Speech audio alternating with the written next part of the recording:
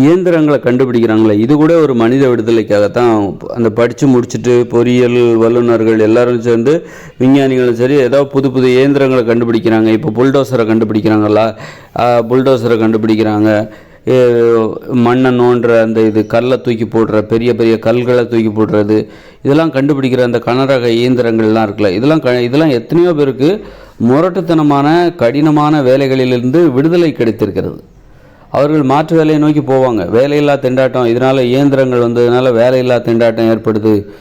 அந்த வேலை இப்போ ஒரு இயந்திரம் ஒரு இயந்திரம் வரும்போது அந்த இயந்திரம் என்ன வேலை செய்தோ அந்த வேலையை இதற்கு முன்பு மனுஷங்க தான் செஞ்சிட்ருப்பாங்க. அப்போ அந்த வேலை வாய்ப்பெல்லாம் மனுஷங்களுக்கு இல்லாமல் போயிடுது அப்படின்னு நம்ம சொல்கிறோம், அப்படிதானே? அப்படின்னு சொல்லிட்டு இயந்திரங்களுக்கு எதிரான ஒரு மனநிலை ஒரு கருத்து மக்களிடம் இருக்கிறது. இயந்திரங்கள் பல பேருக்கு வேலை இல்லாமல் செய்து விடுகிறது அப்படிங்கிற கருத்து இருக்குது. அப்படி கிடையாது. இது என்னென்னா, இயந்திரங்கள் ஒரு மனித விடுதலையை தான் வலியுறுத்துகிறது.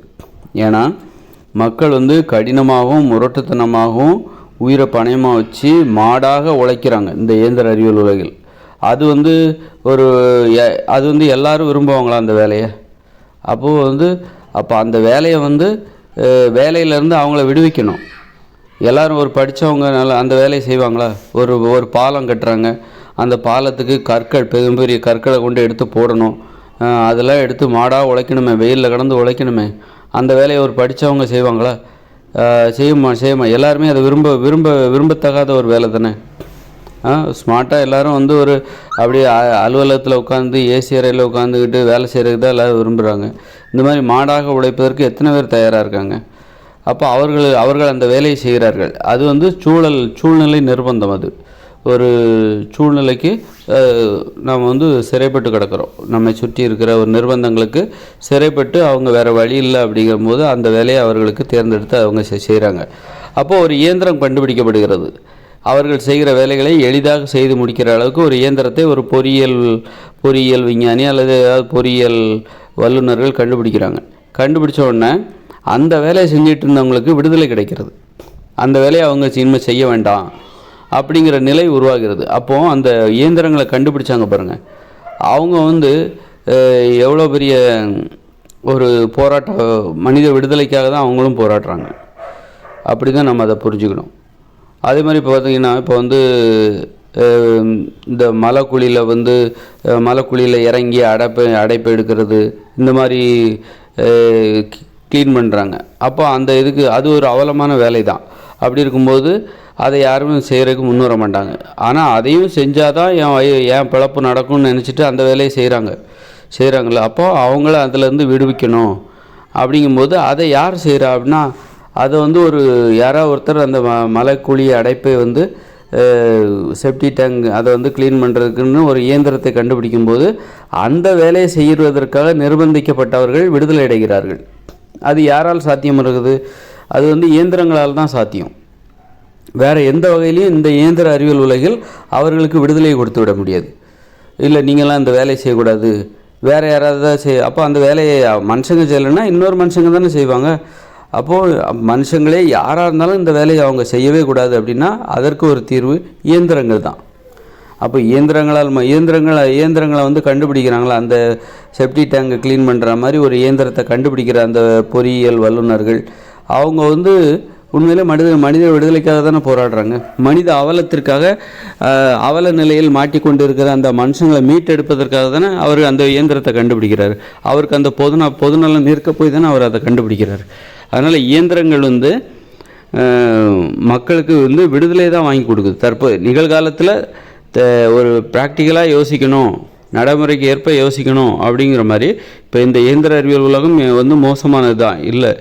ஆனால் இதில் தான் நம்ம வாழ வேண்டியிருக்குது, இங்கே தான் நம்ம வாழ வேண்டியிருக்கு. இதை கடந்து போய் தான் நம்ம ஒரு அற்புதமான இயற்கையோடு இணைந்த மனித வாழ்க்கையை இன்னும் 20 வருஷத்துக்கு வரப்போகிற 2040 வரப்போகிற அந்த உலகத்துக்குள்ளே நம்ம போக வேண்டியிருக்கு. ஆனால் அது வரைக்கும் நம்ம இங்கே தான் வாழ்ந்தாகணும். அப்படிங்கும்போது இங்கே நடக்கிற அவலங்களுக்கு விடுதலை வாங்கி கொடுக்கணும் அப்படின்னா அதுக்கு இயந்திரங்களால் தான் சாத்தியமாகிறது.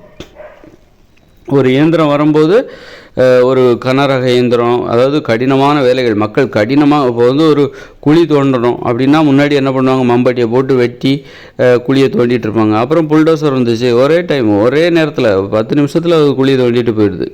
அப்புறம் மிகப்பெரிய மரத்தை வெட்டுறதுக்காக மக்கள் கஷ்டப்படுவாங்க. இன்றைக்கி மரத்தை வெட்டுறதுக்கும் அதை தூக்குறதுக்கும் தூக்கி கொண்டு போடுறதுக்கும் அப்படி இயந்திரங்கள் வந்துடுது. மக்கள் இதனால் என்னென்னா, மனுஷங்க வந்து மாடை விட மாடு கூட அந்த மாதிரி உழைக்காது. மாடு இழுக்க தான் செய்யுமே தவிர வேறு எந்த வகையிலையும் வந்து மனுஷங்க மாதிரியே உழைக்காது. அப்படி இருக்கும்போது மனுஷங்க அப்படியே அடிமையாக வேலை செய்கிற அந்த வேலையிலேருந்து விடுதலை வாங்கி தருவது அந்த இயந்திரங்களோட கண்டுபிடிப்பு தான். அந்த இயந்திரங்களை கண்டுபிடிக்கிறாங்கள்ல அந்த வல்லுநர்கள்லாம் அவர்கள் மனித விடுதலைக்காக போராடுகிறவர்கள் தான். அதனால் வந்து அதையும் நம்ம அந்த மாதிரி தான் அதை நம்ம புரிஞ்சுக்கணும். அதனால் நிறைய பேர் விடுதலை அடைகிறாங்க. இன்னொரு விஷயம் என்னென்னாக்கா, இப்போ மக்கள் முரட்டுத்தனமாக வேலை பார்க்குறாங்க. இப்போ மிஷின் வந்துடுது. முரட்டுத்தனமான வேலைகளை இயந்திரங்கள் செய்ய ஆரம்பிச்சிருது. இயந்திரங்களை கண்டுபிடிக்கிறாங்க. அப்போ இயந்திரங்கள் வந்து செய்ய ஆரம்பிச்சிரு. அப்போ மனுஷங்க ஓய்வு எடுக்கிறாங்க.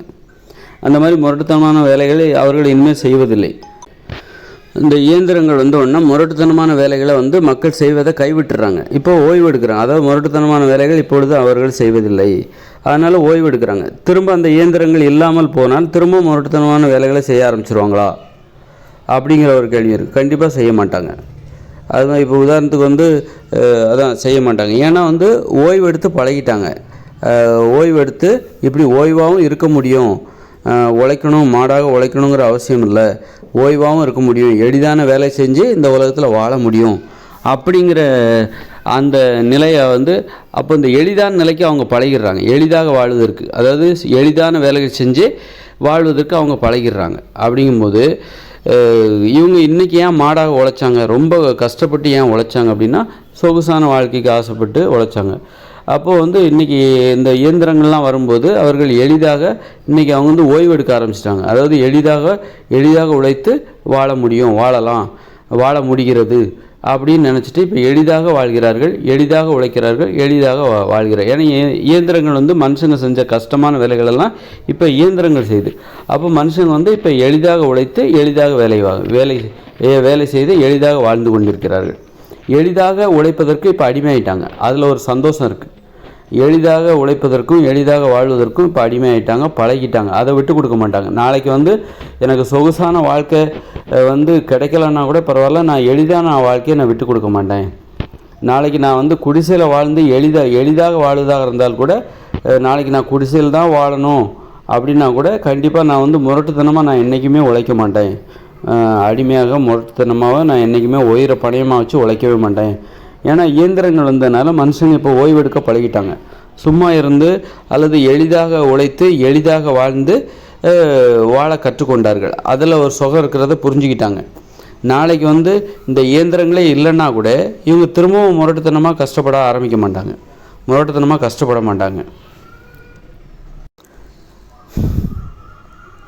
ஏன்னா எளிதாக வாழ்வதற்கு இவங்க அடிமையாயிட்டாங்க. நாளைக்கு வந்து நான் எளிதாக வாழ்ந்தால் நான் குடிசையில் தான் வாழ முடியும் என்னால் அப்படின்னா கூட பரவாயில்ல, எளிதாக உழைத்தால் நான் குடிசையில் தான் வாழ முடியும், கஷ்டப்பட்டு உழைச்சாதான் எனக்கு வந்து நான் வந்து ரொம்ப பெரிய மாளிகையில் வாழ முடியும்னா அது எனக்கு தேவையில்லை. மாடு மாதிரி உழைச்சாதான், கஷ்டப்பட்டு முரட்டுத்தனமாக உயிரை பணயம் வச்சு உழைச்சாதான் எனக்கு மாளிகையில் வாழ முடியும்னா எனக்கு அந்த மாளிகையே தேவையில்லை. நான் வந்து எளிதாக உழைத்து எளிதாக வாழ்ந்தால் எனக்கு குடிசையில் தான் வாழ்வதற்கு வாய்ப்பு கிடைக்கும் என்றால் அந்த குடிசை எனக்கு போதும். ஏன்னா குடிசையில் வாழ்ந்தால் நான் எளிதாகத்தான் உழைக்க முடியும், எளிதாகத்தான் வாழ முடியும். எளிதாக உழைத்தால் நான் குடிசையில் தான் வாழ முடியும். மாளிகையில் வாழணுங்கிறதுக்காக நான் கண்டிப்பாக இனிமேல் என்றைக்கும் முரட்டுத்தனமாக உழைக்க மாட்டேன், மாடு மாதிரி உயிரை பணயம் வச்சு உழைக்க மாட்டேன், அடிமையாக வேலை பார்க்க மாட்டேன். சுதந்திரம்னா எளிமையாக வாழ்வதில் ஒரு சுதந்திரம் இருக்குது, எளிதாக உழைப்பதில் ஒரு சுதந்திரம் இருக்குது.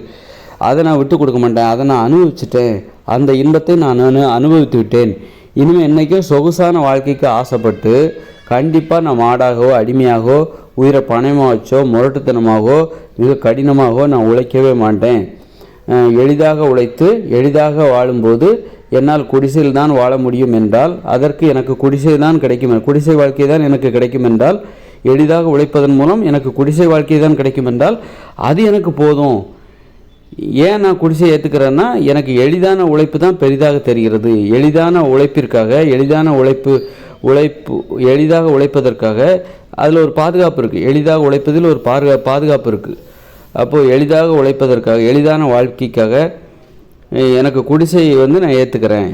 குடிசையில் வாழ்ந்தால் கண்டிப்பாக நான் எளிதாகத்தான் உழைக்க முடியும். முரட்டுத்தனமாக உழைச்சாதான் என்னால் பெரிய மாட மாளிகையில் வாழ முடியும். அப்படின்னா எனக்கு அந்த முரட்டுத்தனமாக உழைக்கிறதுக்கு எனக்கு விருப்பம் இல்லை. முரட்டுத்தனமாக உழைக்கிறதுக்கு எனக்கு விருப்பம் இல்லைங்கிறனால கண்டிப்பாக எனக்கு மாட மாளிகையும் கிடைக்காது. பரவாயில்ல, அது எனக்கு தேவையில்லை. ஏன்னா எனக்கு மாட மாளிகையும் தேவையில்லை, முரட்டுத்தனமான உழைப்பும் தேவையில்லை. எனக்கு எளிதான உழைப்பும் எளிதான வாழ்க்கையும் தான் தேவை. அதில் பாதுகாப்பு இருக்குது, சுதந்திரம் இருக்குது, அடிமைத்தனம் இல்லை, பயம் இல்லை, மரண பயம் இல்லை, உயிரை பணயமாக வச்சு நான் வேலை செய்ய வேண்டிய அவசியம் இல்லை. அப்படிங்கும்போது எனக்கு அப்போது நான் குடிசையில் தான் வாழ முடியும். வேறு அப்படின்னா நீ குடிசை தான், உனக்கு குடிசை தான் அப்படின்னா கண்டிப்பாக அந்த குடிசை தான் எனக்கு சொர்க்கம், அதுதான் எனக்கும் தேவை அப்படின்னு சொல்லிட்டு இனிமேல் வாழ்கிற மக்கள் இனிமேல் அப்படி தான் சொல்லுவாங்க. ஏன்னா இயந்திரங்கள் மக்களுக்கு விடுதலை கொடுத்து விட்டது. அவர்கள் இப்போ எளிதாக உழைப்பதற்கு பழகிவிட்டார்கள், எளிதாக வாழ்வதற்கும் பழகிவிட்டார்கள். இனிமேல் அதை விட்டு கொடுக்க மாட்டாங்க. அதில் ஒரு சுதந்திரம் இருக்குது, அதில் ஒரு சௌகரியம் இருக்குது, அதில் ஒரு பாதுகாப்பு இருக்குது. அப்படி இருக்கும்போது இனிமேல் அதை விட்டு கொடுக்க மாட்டாங்க. திரும்ப இயந்திரங்கள் செயலிழந்து போனாலோ, அழிந்து போனாலோ, காணாமல் போனாலோ, இயந்திரங்கள் மனித வாழ்க்கையில் இல்லாமல் போனாலோ இனிமேல் எப்போதும் மனுஷங்க திரும்பவும் முரட்டுத்தனமாக உழைப்பதற்கு, அதாவது இயந்திரங்கள் வருவதற்கு முன்பு எப்படி முரட்டுத்தனமாக உழைச்சாங்களோ அதே உழைப்பை மீண்டும் உழைப்பதற்கு அவர்கள் கண்டிப்பாக முன் வர மாட்டார்கள். உதாரணத்துக்கு என்ன சொல்லணும்னா, இப்போ ஒரு 20 வருஷத்துக்கு முன்னாடி பார்த்திங்கன்னா பெண்கள்லாம் வீட்டில் சமைப்பதற்காக பயங்கரமாக உழைச்சிட்டு இருப்பாங்க. அம்மியில் மசாலா அரைப்பாங்க, உரலில் போட்டு நெல்லில் போட்டு உரலில் போட்டு இடித்து புடச்சி அப்படின்னு சொல்லிட்டு காலையிலேருந்து இரவு வரைக்கும் அவ்வளோ வேலை பார்ப்பாங்க. சமைக்கிறதுக்காக பெண்கள் அவ்வளோ கஷ்டப்படுவாங்க. இப்போ மிக்ஸி வந்துருச்சு, கிரைண்டர் வந்துருச்சு, ஸ்டவ் வந்துருச்சு. அடுப்பு எரிக்கிறதுக்காக அவ்வளோ கஷ்டப்படுவாங்க. ஊதாங்குழலை வச்சு ஊதி அந்த அடுப்பை அணைய விடாமல் பார்த்து, சோறை வேக வச்சு பக்கத்தில் இருந்து பார்த்து அவ்வளோ கஷ்டப்படுவாங்க. சமையல் அறையில் அவ்வளோ கஷ்டப்படுவாங்க பெண்கள். அப்படி இருக்கும் இன்றைக்கி மிக்ஸி வந்துருச்சு, கேஸ் அடுப்பு வந்துருச்சு, கிரைண்டர் வந்துருச்சு. இப்படி இந்த வசதிகள்லாம் வந்தோடனே சமையல் இப்போ எளிதாக போயிட்டு, எளிதாக சமைப்பதற்கு இப்போ பெண்கள் அடிமையாயிட்டாங்க. அதில் ஒரு சௌகரியம் இருக்குது, அதில் ஒரு எளிது இருக்குது. அதில் அதுக்கு பெண்கள் பழகிட்டாங்க. இந்த மாதிரி முரட்டுத்தனமாக உழைப்பது இப்போ அவர்களுக்கு மறந்தே போய்விட்டது. முரட்டுத்தனமாக உழைக்கிற அந்த உழைப்பு இருக்குல்ல, அது இப்போ அவங்களுக்கு மறந்தே போயிடுச்சு. சரி, இப்போ மிக்ஸி கரண்டே இல்லை, இப்போது மின்சாரமே இல்லை, மின்சாரத்தில் இயங்குகிற எந்த மிஷின், கிரைண்டர், மிக்ஸி இது எதுவுமே இயங்காது, கேஸும் வரல, கேஸ் அடுப்பும் இல்லை அப்படின்னா மக்கள் திரும்பவும் புடைக்க ஆரம்பிச்சிருவாங்களா? அதாவது புடைக்கன்னா உரலில் போட்டு நெல்லை போட்டு குத்தி உமியை புடைச்சி திரும்பவும் அரிசியை பிரித்து இந்த பழைய மாதிரி உழைக்க ஆரம்பிச்சிருவாங்க நீங்கள் நினைக்கிறீங்களா? மாட்டாங்க. ஏன்னா அவங்க சும்மா உட்காந்து எளிதாக வாழ்ந்து, எளிதாக உழைத்து, எளிதாக வாழ்ந்து பழகிவிட்டார்கள். எளிமையாக உழைப்பதற்கு பழகிவிட்டார்கள். ஓய்வாக இருப்பதற்கு பழகிவிட்டார்கள். அதனால் இயந்திரங்கள் இனிமேல் இல்லாமல் போனால் மீண்டும் முரட்டுத்தனமாக அவங்க உழைக்க ஆரம்பிச்சிட மாட்டாங்க. மீண்டும் முரட்டுத்தனமாக இப்போ மீண்டும் போர் புரியுவாங்களா மக்கள்? திரும்பவும் போர். இப்போ இயந்திர அறிவியல் உலகமே செயலிழந்து போச்சு அப்படின்னு வச்சுக்கோங்களேன். இயந்திரங்களே இல்லை, மின்சாரங்களே இல்லை. அப்புறம் திரும்பவும் மன்னராட்சி வந்துடும். திரும்பவும் போரிடுவதற்கு வாழை தூக்கிட்டு ஓடுவாங்களா? ஓட மாட்டாங்க. ஏன்னா மக்கள் இணக்கமாக வாழ்வதற்கு பழகி கொண்டார்கள். ஒருவருக்கொருவர் இணக்கமாக உறவுமுறையை கடைபிடிப்பதற்கு பழகி கொண்டார்கள். வார்த்தை பேசுவதில் கட்டுப்பாடுடன் பேசுவதற்கு பழகிவிட்டார்கள். உறவுமுறையினரிடம் எப்படி பேசணும், எப்படி நடந்துக்கணும், எப்படி கட்டுப்பாடாக பேசணும், எதெல்லாம் பேசக்கூடாது, உறவுமுறையை பாதுகாக்கணும்னா எப்படி பேசணும், எப்படி நடந்துக்கணும் அப்படிங்கிற விஷயத்தெல்லாம் பழகிட்டாங்க. அதனால் இனிமேல் போர் என்பது வராது. போருங்கிறது ஏன் ஏற்பட்டுச்சுன்னா, அந்த காலத்தில் ஒருத்தருக்கு ஒருத்தர் பேசுகிறதே சரியாக இருந்திருக்காது. மனுஷங்களோட பேச்சுங்கிறதே நல்லா இருந்திருக்காது. அதனால் போர் மட்டும் நடக்கல. அன்றைக்கி மக்களோட வாழ்க்கையில் ஒரு தெருவுக்கு சண்டை நடக்கும். ஒரு குடும்பத்திலே அண்ணன் தம்பிங்கெல்லாம் சண்டை போட்டுப்பாங்க, அக்கா தங்கச்சி எல்லாருமே சண்டை. அது சண்டை போடுவது என்பது அக்காலத்தில் ஒரு வழக்கமாகவே இருந்திருக்கிறது. அப்போது ஒரு நாட்டுக்குன்னு ஒரு பிரச்சனை வரும்போது ஏன்னா அதெல்லாம் ஒரு பயிற்சி. ஏன்னா போரிடுதல் அப்படிங்கும்போது, போரிடுதல் என்பது ஒரு மிகப்பெரிய அச்சுறுத்தல். அப்படிங்கும்போது அதற்கு ஒரு பயிற்சி தேவை. அப்போ மக்கள் என்ன பண்ணுறாங்கன்னா, தங்கள் வாழ்க்கையை சண்டைக்களமாக மாற்றிக்கொள்கிறார்கள். ஒரு தெருவிலேருந்து இன்னொரு தெருவில் உள்ளவங்ககிட்ட சண்டை போடுவாங்க. ஏதாவது ஒரு காரணம் தேவை அவங்களுக்கு. சாதி காரணம் தேவை, மத காரணம் தேவை, அல்லது அவன் இன்னொரு குடும்பத்தில் உள்ளவன், அல்லது அண்ணன் தம்பி, இப்படி அந்த சித்தப்பா இப்படிலாம் ஒரு சண்டை. அந்த சாதியில் உள்ளவங்க, இவங்க வந்து மாமா பசங்க, இவங்க சித்தப்பா பசங்க, இவங்க வந்து ஏதோ ஒரு காரணம் காட்டி உறவு முறைக்குள்ளே சண்டை போட்டுப்பாங்க. ஏன்னா சண்டை போடணும். அவங்க சண்டை போட்டால் தான் அவர்களுக்கு அப்பப்போ போர்கள்லாம் நடைபெறும். எப்போ நான் சொல்கிறது வந்து ஒரு 200 வருஷத்துக்கு முன்னாடி, 200 வருஷத்துக்கு முன்னாடி இவங்க இந்த சிற்றரசர்கள்லாம் இருந்தாங்கள்ல, மன்னர்களுக்குள்ளே சண்டை போட்டாங்கள்ல, அப்போ ஏன் வந்து மக்கள் போரிடும்போது மன்னர்கள் மட்டும் சண்டை போடல, மக்களே சண்டை தான் போட்டுக்கிட்டு இருந்தாங்க தங்களுடைய வாழ்க்கையில். பக்கத்து தெருக்காரங்களோட, பக்கத்து குடும்பத்தவரோட, பக்கத்தில் உள்ள வீட்டுக்காரங்க கூட ஏதாவது ஒரு காரணத்தை போட்டுக்கிட்டு சண்டை போட்டுக்கிட்டு இருந்தாங்க. ஏன்னா அதெல்லாம் பயிற்சி. ஏன்னா அது சண்டை வாழ்க்கை முறை, சண்டை போடுறது. ஏன்னா போரிட போகிறாங்க நாளைக்கு. அப்போ போரிடுவதற்கு உங்களுக்கு வந்து அந்த உணர்வு தேவை, வெறி தேவை. அப்போ வந்து நீங்கள் வந்து எப்போ பார்த்தாலும் ஒரு சண்டை போடுவதற்கு ஒரு தயாராக மனநிலையே இருக்கணும். ஒரு உயிரை பணயமாக வைக்கிற, உயிரை இழப்பதற்கு தயாராக இருக்கணும். அப்போ தான் ஒரு அந்த வீரம், அழிவை விரும்புகிற ஒரு அழிவை பெரிதாக நினைக்கிற அந்த வீரம், அதற்கு நீங்கள் தயாராகவே இருக்கணும். எப்போ பார்த்தாலும் சாவறதுக்கு தயாராக இருக்கணும். நீங்கள் தயாராக இல்லைனாலும் உங்களுக்கு சாவு வரும். ஏன்னா அங்கே அவ்வளோ போர் நடந்துகிட்ருக்கும், அடிக்கடி போர் நடந்துகிட்ருக்கும். அப்போ மக்கள் வந்து அந்த போரில் மட்டும்தான் அவங்க சண்டை போட்டுப்பாங்களா? அப்போ வீட்டுக்கு வந்த பிறகு பக்கத்து வீட்டுக்காரங்களோட நல்லா பழகுவாங்களா? அப்படி கிடையாது. இங்கேயே அவங்க சண்டை தான் போட்டுக்கிட்டு. இது எல்லாமே பயிற்சி. மக்கள் தங்களுடைய வாழ்க்கையில் வந்து ஒரு பயிற்சி எடுத்துக்கிட்டு இருப்பாங்க. பக்கத்து தெருக்காரங்களோட, பக்கத்து வீட்டுக்காரங்களோட, சொந்தக்காரங்க கிட்ட, அண்ணன் தம்பிகள்கிட்ட எப்போ பார்த்தாலும் ஒரு சண்டை போட்டுக்கிட்டே இருப்பாங்க. ஏன்னா அப்போ தான் வந்து நீங்கள் போரிடுகிற அந்த நிலைக்கு நீங்கள் எப்போவும் தயாராக இருக்க முடியும். அந்த காலத்தில் அப்படி தான் சண்டை போட்டுகிட்டு இருந்தாங்க. இன்றைக்கி வந்து பார்த்திங்கன்னா பக்கத்து வீட்டுக்காரங்கள்ட்ட யாரும் சண்டை போடாமல் எப்படி வாழ முடியும் அப்படிங்கிறத கற்றுக்கிட்டாங்க.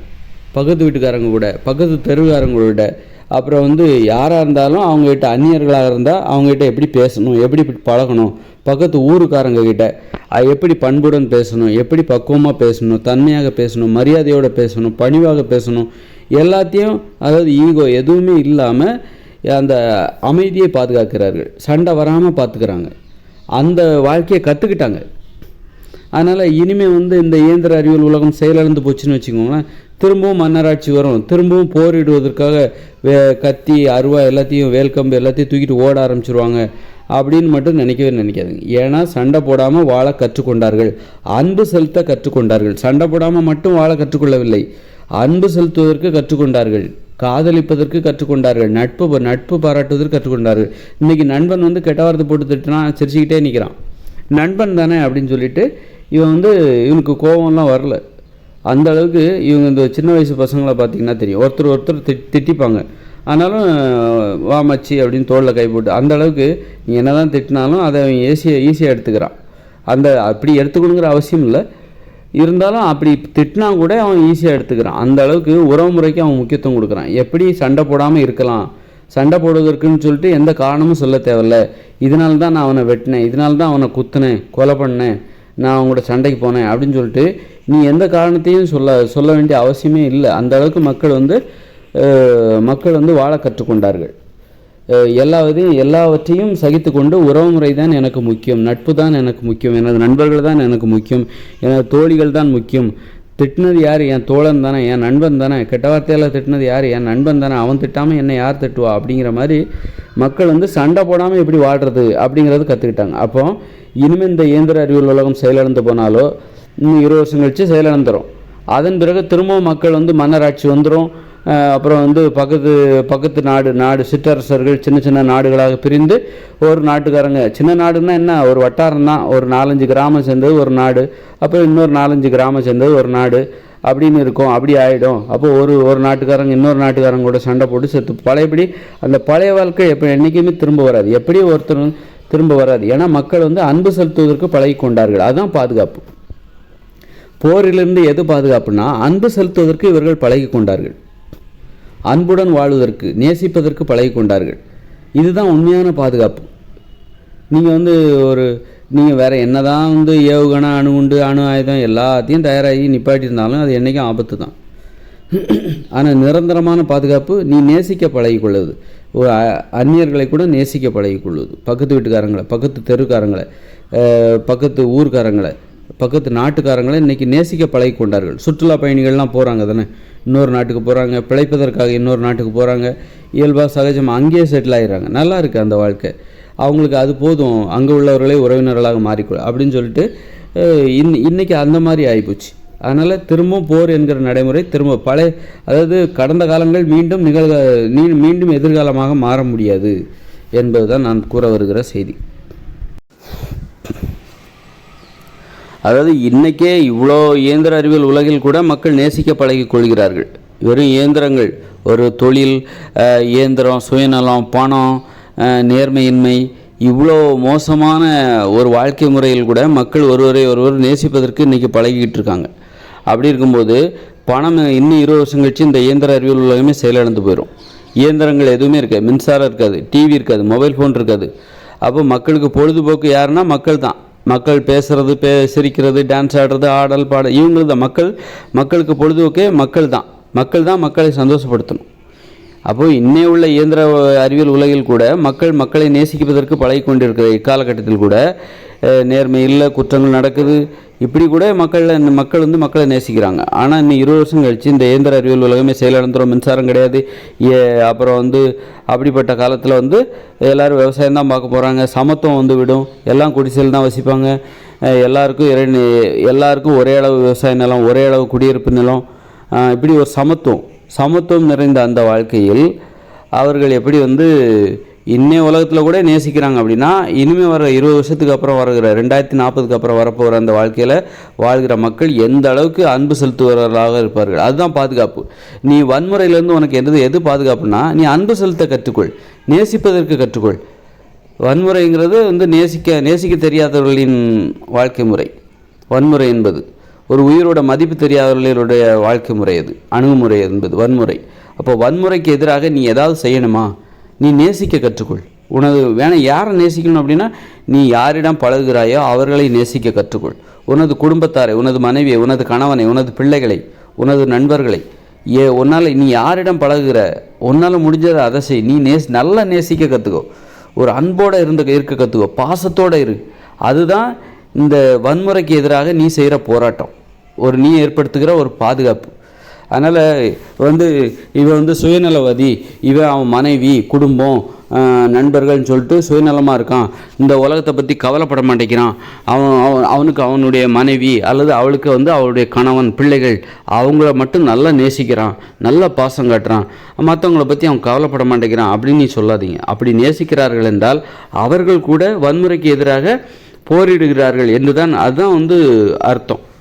அதனால் வன்முறைக்கு எதிராக அவர்கள் நேசிப்பது தான் வன்முறைக்கு எதிரான மிகச்சரியான போராட்டம். நேசிப்பது, காதலிப்பது, அன்பு செலுத்துவது, பாசத்தை செலுத்துவது, அக்கறையாக நடந்து கொள்வது, இதுதான் வன்முறைக்கு எதிராக, அமைதியின்மைக்கு எதிராக, அழிவுக்கு எதிரான அற்புதமான போராட்டம், மிகச்சரியான போராட்டம். அதனால் வந்து இதை பண்ணாலே போதும். அதனால் வந்து உலகத்தை பற்றி, உலக அரசியலை பற்றி நீ உனக்கு தெரியலைன்னா கூட பரவாயில்ல, உலகத்தில் உள்ள பிரச்சனைகளை பற்றி உனக்கு தெரியலைன்னா கூட பரவாயில்ல, ஆனால் நீ மற்றவங்கள நேசிக்க மட்டும் கற்றுக்கொள். அதுதான் வந்து இந்த நாளைக்கு அமைதியை ஏற்படுத்துவதற்கு அற்புதமான ஆயுதம் எதுனா அன்பு தான். அமைதியை ஏற்படுத்துகிற அற்புதமான ஆயுதம், ஒரு செலவே இல்லாத ஒரு ஆயுதம். நீ அமைதியை ஏற்படுத்துவதற்காக உனக்கு ஆயுதங்கள் தேவையில்லை, ஈட்டி தேவையில்லை, கோடாரி தேவையில்லை, அருவா தேவையில்லை, கத்தி தேவையில்லை, அணுகுண்டு தேவையில்லை, அணுகுலை தேவையில்லை, அன்பு ஒன்றே போதுமானது. அதுதான் நீ அப்போ இந்த உலகத்தில் இருக்கிற ஒவ்வொருத்தரும் அன்பை ஆயுதமாக எடுக்கணும், கொள்கைப்படி வாழணும், மாமிசம் சாப்பிடக்கூடாது. அன்புக்கு எதிரான உணவுகள் எது? இந்த தானிய உணவுகள், அரிசி, கோதுமை, இது போன்ற தானிய உணவுகள் உங்களுக்கு வன்முறை உணர்ச்சியை தூண்டும். யாரையாவது வம்புழுக்கணும்னு தோணும். நல்ல சோறு சாப்பிட்டிங்கன்னா யாரையாவது வம்புழுக்கணும்னு தோணும், அவ்வளோ தெம்பு உடம்புல வரும். உங்கள் பேச்சில் வன்முறை வரும், சண்டைக்கு இழுப்பீங்க, வா என்னுடன் சண்டைக்கு வா அப்படின்னு தான் சண்டை போட தோணும். இந்த மாமிச உணவு, மீன் உணவு, தானியங்களில் சமைக்கப்பட்ட உணவுகள், அப்புறம் மலிவான உணவு, இட்லி, பூரி, பொங்கல், தோசை, நூடுல்ஸ், ஐஸ்கிரீம், பரோட்டா, அது மாதிரி பேக்கரி உணவுகள், இதெல்லாம் சாப்பிட்டிங்கன்னா நீங்கள் சண்டை போட தான் உங்களுக்கு தோணும், அன்பு வரவே வராது. அதனால் அன்பை நீங்கள் இங்கே பரப்பணும், நேசத்தை இங்கே பரப்பணும் அப்படின்னா அதற்கேற்ற உணவு முறை வந்து இருக்கிறது. முதல்ல உங்கள் உடம்பு மேலே உங்களுக்கு அன்பு செலுத்துங்க. நீங்கள் வந்து உங்கள் உடம்புக்கு நோயை தருகிற உணவுகளை சாப்பிட்டிங்கன்னா நீங்கள் கண்டிப்பாக மற்றவங்க மீது அன்பு செலுத்த முடியாது. அதனால் உங்கள் உடம்பு மேலே உங்களுக்கு ஒரு அன்பு செலுத்துதல் இருக்கணும். அதுதான் உண்மையான அன்பு. அங்கேருந்து தான் ஆரம்பம். உங்கள் உடம்பை நீங்கள் நேசிக்காமல் மற்றவங்கள போய் நான் நேசிக்க போகிறேன், அன்பை பரப்ப போகிறேன் அப்படின்னு சொல்லக்கூடாது. அன்புங்கிறது சாதாரண விஷயம் கிடையாது. அது ஒரு அறிவார்ந்த ஒரு அணுகுமுறை. இங்கே மக்கள்கிட்ட வந்து தானிய உணவுகளை சாப்பிட்ற யாருக்குமே அன்பு இல்லை என்று தான் சொல்ல வேண்டும். உண்மையான அன்பு அவர்களுக்கு தெரியாது. தானிய உணவு மாமிச உணவுகளை சாப்பிட்றவங்க ஆனாலும் அவர்கள் அன்புடன் இருப்பதற்காக போராடுகிறார்கள். முடியவில்லையே என்று ஏங்குகிறார்கள். அன்புடன் இருக்க முடியவில்லையே என்று ஏங்குகிறார்கள், தவிக்கிறார்கள். அவர்களுக்கான வழிமுறை தான் நான் சொல்கிறேன். நீங்கள் அன்புடன் உங்கள் உடம்பிலிருந்து அன்பு செலுத்த கற்றுக்கொள்ளுங்கள். அன்பு செலுத்துவதை உங்கள் உடம்பிலிருந்து ஆரம்பியுங்கள். தானிய உணவுகளை சாப்பிடாதீங்க. அது நீங்கள் ரொம்ப உடம்புக்கு வலிமை தரும், அளவு கிடந்த வலிமை தரும். அப்போ மனித உயிர்கள் மென்மையானவர்கள் என்பதை நீங்கள் ஏற்றுக்கொள்ள மறுப்பீர்கள். அந்த தானிய உணவுகளை சாப்பிட்டவங்க என்ன பண்ணுவாங்கன்னா ரொம்ப வலிமை வரும் உடம்புல. அப்போ மனித உயிர்கள் மென்மையானவர்கள் எளிமையானவர்கள் என்பதை ஏற்றுக்கொள்ள மறுப்பார்கள். தாவர உணிகள் என்பதை ஏற்றுக்கொள்ள மறுப்பார்கள். அப்போது நான் அவர்களுக்கு யானை பலம் கிடைக்கும், மிருக பலம் கிடைக்கும். யாரையாவது அடிமைப்படுத்தணும், அடிக்கணும், வீழ்த்தணும், வம்புழுக்கணும், சண்டை போடணும், அப்படிங்கிறது தான் வன்முறை உணர்ச்சி உடம்பில் ஏற்படும். குற்றங்கள் செய்ய தூண்டும். அதனால தான் இந்த உலகத்தில் குற்றங்கள் எல்லாம் பெருகி போச்சு, அடிமைத்தனம் பெருகி போச்சு, வன்முறை பெருகி போச்சு, அடிதடி பெருகி போச்சு. நோய்கள் வருவதற்கு என்ன காரணம்? இந்த மாதிரி குற்றங்கள்லாம் நடக்குதில்ல, அடிதடி, வன்முறை, சண்டைகள், இதெல்லாம் பெருகுதில்ல. இதெல்லாம் உடம்புல ஒரு கோபத்தை ஏற்படுது. அந்த கோபம்தான் இந்த நோய்களாக மாறுகிறது. குற்ற உணர்ச்சிகள், வன்முறை உணர்ச்சிகள் தான் நோய்களாக மாறுகிறது. அதனால் நோய்களுக்கு என்ன காரணம்? இந்த தானிய உணவு தான் காரணம். அப்போ அன்பு செலுத்தணும் அப்படின்னா அதற்குன்னு ஒரு உணவு இருக்குது. காய்கறி கூட்டு, காய்கறி பொரியல், பச்சை காய்கறி, கிழங்குகள், கீரைகள், பயிர் வகைகள், பருப்பு வகைகள், கடலைகள், தேன், பால், மோர், தயிர், மூலிகைகள், இதைத்தான் சாப்பிடணும். இதுதான் மனித உணவுகள். இதை சாப்பிட்டா மட்டும்தான் உண்மையான அன்பை நீங்கள் தெரிஞ்சுக்க முடியும். இதை சாப்பிட பாருங்கள், உங்களால் சாப்பிடவே ரொம்ப கஷ்டமாக இருக்கும். நான் சொல்கிற உணவு முறையை நீங்கள் சாப்பிடணும் அப்படின்னா அது நீங்கள் ரொம்ப கஷ்டப்படுவீங்க. உங்களால் அவ்வளோ ஈஸியாக முடியாது. அப்படின்னா என்ன அர்த்தம் அப்படின்னா அன்பு என்பது உங்களுக்கு அவ்வளோ கடினமாக இருக்கிறது. அன்பு செலுத்துவது உங்களுக்கு கடினமாக இருக்குது. உங்கள் உடம்பு மீது நீங்கள் அன்பு செலுத்துவது உங்களுக்கு கடினமாக இருக்கிறது என்று பொருள். ஏன்னா இந்த உணவு நான் சொல்கிற எதை சாப்பிடணுன்னு நான் சொல்கிறேனோ அந்த உணவுகளெல்லாம் நீங்கள் சாப்பிட்டீங்கன்னா உங்கள் உடம்பு ஆரோக்கியமாக இருக்கும். உங்கள் உடம்புக்கு நோய் வராது. உங்கள் உடம்புக்கு நீங்கள் செலுத்துகிற அன்பு அதுதான். அங்கிருந்து தான் அன்பு ஆரம்பமாகிறது. அப்போ நீங்கள் உங்கள் உடம்புக்கு அன்பு செலுத்தினா தான் மற்றவங்க உடம்புக்கு அன்பு செலுத்த முடியும். அப்படின்னா நான் சொல்கிற கீரை பொரியலுக்கு மாமிசம் சாப்பிடக்கூடாது, மீன் சாப்பிடக்கூடாது, அப்புறம் சோறு, இட்லி, பூரி, பொங்கல், தோசை இதெல்லாம் சாப்பிடக்கூடாது, ஐஸ்கிரீம் சாப்பிடக்கூடாது, நூடுல்ஸ் சாப்பிடக்கூடாது, பேக்கரி உணவுகள் சாப்பிடக்கூடாது, சமோசா, பப்ஸு, பஜ்ஜி இதெல்லாம் சாப்பிடக்கூடாது. அப்படின்னா காய்கறி கூட்டு, காய்கறி பொரியல் இதான் சாப்பிட்ணும். பயிர் வகைகள், பருப்பு வகைகள், மூலிகைகள், கீரைகள், கிழங்குகள் இதை தான் சாப்பிட்ணும். அப்படின்னா இதை மட்டும்தான் சாப்பிட்ணும். அப்படின்னா அப்போ தெரியுதா அன்பு செலுத்துவது எவ்வளோ கஷ்டம்னு தெரியுதா? சும்மா அன்பு எல்லாரும் பண்ணிட முடியாது. அது அறிவுபூர்வம், அது அறிவுபூர்வமான அணுகுமுறை. மூட நம்பிக்கைகள் பெருகி போன இந்த வாழ்க்கை முறையில் அன்பு செலுத்துவது என்பது அது எல்லாராலையும் முடிகிற ஒரு விஷயம் கிடையாது. அது அறிவார்ந்த அணுகுமுறை, அறிவுபூர்வமான அணுகுமுறை. அது எல்லாராலையும் முடியாது. அது எத்தனை பேருக்கு அன்பு இருக்குது? உங்கள் உடம்பு மேலே உங்களுக்கு அன்பு இருக்குதா? அதுக்கேற்ற உணவு தான் நான் சொல்லிட்டேன். எதை சாப்பிட்டா உங்களுக்கு அன்பு வரும், உங்கள் உடம்பு மேலே உங்களுக்கு அக்கறை இருக்குது, அதை முதல்ல நிறுவிங்க. அன்பு செலுத்துறது எவ்வளோ கஷ்டம்னு இப்போ நான் இப்போ புரியுதா? அப்போ எத்தனை பேர் நீங்கள் உங்கள் உடலையே அன்பு செலுத்துகிறீர்கள்? நிறைய பேர் இல்லை. இந்த உலகத்தில் 99% அன்பு என்பது இல்லை. அன்பு செலுத்த தெரியவில்லை. அதை செலுத்துவதற்கான வழிமுறையை தான் சொல்கிறேன். அப்போ அன்பு எல்லாத்துக்கும் என் பிள்ளை மேலே நான் பாசமாக இருக்கேன், என் பிள்ளை மேலே அன்பாக இருக்கேன், என் ஒய்ஃப் மேலே நான் அன்பாக இருக்கேன் அப்படின்னு நீ சொல்கிறல்ல, அதில் உண்மை இருக்காங்கிறது தான். ஏன்னா உண்மை இருக்குதா இல்லையாங்கிறது தான் கேள்வி. அன்புன்னா சும்மா அன்பில் ஏகப்பட்ட மூட நம்பிக்கைகள் இருக்கும். அதெல்லாம் நம்ம அன்புன்னு நினச்சிக்கக்கூடாது. அன்பில் ஏகப்பட்ட மூட நம்பிக்கைகள்லாம் இருக்கும். இப்போ கடந்த காலங்களில் பார்த்தீங்கன்னா ஒரு கணவன் இறந்தால் மனைவியை போய் அந்த தீயில, கணவன் எரிஞ்சிக்கிட்டு இருக்கிற அந்த உடல் எரிஞ்சிக்கிட்டு இருக்கிற அந்த தீயில மனைவியும் ஏற்றிடுவாங்க. அதுதான் அன்புன்னு. ஆனால் அவங்களுக்குள்ள அன்பு இருந்ததாக சொல்லிக்கிட்டாங்க.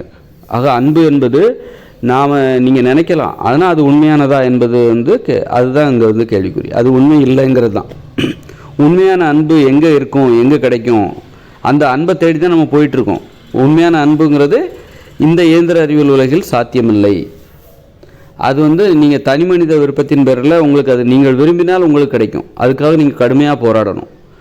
சில மோசமான உணவுகளை தவிர்க்கணும், மோசமான பழக்க வழக்கங்களை தவிர்க்கணும். அதை தியாகம் செய்தால்தான் அன்பு உங்களுக்கு சாத்தியமாகும். அதனால் இன்னும் அதுக்கு அன்பார்ந்த அந்த வாழ்க்கை முறைகளை 20 வருஷம் கழிச்சு 2040 அது நமக்கு சாத்தியமாகும். இனிமேல் அதன் பிறகு இந்த இயந்திர அறிவியல் உலகம் செயலிழந்த பிறகு அதன் பிறகு வாழ்கிற அந்த மனித வாழ்க்கையில் அங்கே அன்பு மட்டும்தான் நிலைந்திருக்கும். அன்பார்ந்தவர்கள் தான் அங்கு வாழ்வார்கள். அப்படின்னா என்ன அர்த்தம்? அறிவார்ந்தவர்கள், அறிவார்ந்த அணுகுமுறை கொண்டவர்கள். அவர்கள் சும்மா இயந்திர அறிவியல் உலகம் செயலிழந்த பிறகு வரப்போகிற இயற்கையோடு இணைந்த மனித வாழ்க்கை இருக்குல்ல, அங்கே வாழப்போகிற மக்களை குறைச்சி இட போட்டுறாதீங்க. அவங்கெல்லாம் குடிசையில் வாழ போகிறாங்க அப்படின்னு நினச்சிடாதீங்க. அவங்களாம் அறிவார்ந்தவர்கள், அறிவார்ந்த அணுகுமுறை கொண்டவர்கள். அவங்க சாதாரணமான ஆள், நம்மளோட பல மடங்கு புத்திசாலிகள். எளிமையாக, மகிழ்ச்சியாகவும், பாதுகாப்பாகவும், அன்புடனும், நேசத்துடனும், அக்கறையுடன், ஒற்றுமையுடன் வாழ தெரிந்தவர்கள், கட்டுப்பாட்டோடு வாழ தெரிந்தவர்கள், உண்மையாக வாழ தெரிந்த உண்மையுடன் அங்கெல்லாம் கெட்ட வார்த்தையே பேச மாட்டாங்க. அந்த அளவுக்கு அற்புதமான கெட்ட வார்த்தையே பேச மாட்டாங்க. எப்போ இன்னும் 20 வருஷம் கழிச்சு 2040 பிறகு இங்கே வாழப்போகிற மனுஷங்க, எதிர்கால மனுஷங்க கெட்ட வார்த்தையே பேச மாட்டாங்க. அப்படின்னா அவங்க எவ்வளோ அறிவுபூர்வமானவர்களாக இருந்தால் அவர்கள் கெட்ட வார்த்தை பேச மாட்டாங்க. அதுக்காக அவர்கள் பேரறிஞர்கள், அப்படியே ஆராய்ச்சி அப்படின்னு நினச்சிட்டு இருக்காது. வாழ்க்கைக்கு என்ன தேவையோ அந்த அறிவு மட்டும் போதும். வாழ்வதற்கு தேவையான அறிவு, மகிழ்ச்சியாக வாழ்வதற்கு தேவையான அறிவு, அதுதான் தேவையை தவிர அப்படியே புத்தகத்தை எடுத்து புரட்டிட்டு அப்படியே இருந்துட்டா உடனே நீங்கள் பேரறிஞர் இவர் அப்படின்னு நினச்சிடாதீங்க. அது ஒரு மூட நம்பிக்கை. வாழ்க்கைக்கு மகிழ்ச்சியாக வாழ்வதற்கு என்ன தேவை அது தெரிஞ்சுக்கிட்டால் மட்டும் போதும்.